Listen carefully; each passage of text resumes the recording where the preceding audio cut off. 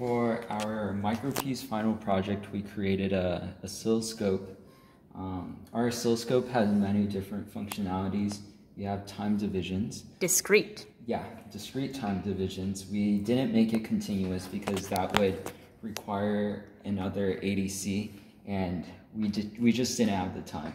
And we also had other functionalities. I'll let Alexa talk about those. Yeah, so this is, hold on. This is amplification mode. So it was kind of hard to get the analog circuitry to act as both an amplifier and attenuator. So we added a switch that you can flip that will attenuate it. And then also there is, oh yeah, that's probably a good idea. There's also offsetting.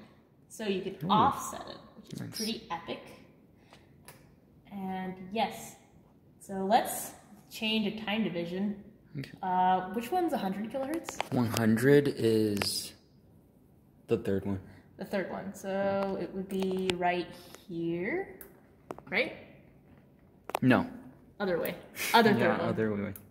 All right. So then you press reset, and then let's set our signal to 100 kilohertz. Oh. Around 100 kilohertz. We're using a wave generator on the oscilloscope, the other oscilloscope. When did we? Okay, here we go. Let's see. We're getting around there. We're getting there. Still getting to the right frequency. Oh. Hold on. That's not right. Oh, there we go. There we go. I think it went to the wrong reset. So because we don't have any triggering system, let me make sure. Here we go. We're not able to see the wave like still. And for that reason, it's just in constant motion.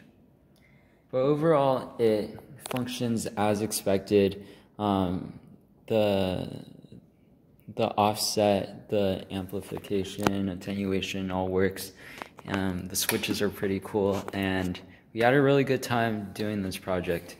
And we would like to thank Professor Brake and Professor Contreras for helping us throughout this process. Yeah. Okay. Oh, wait. Yes.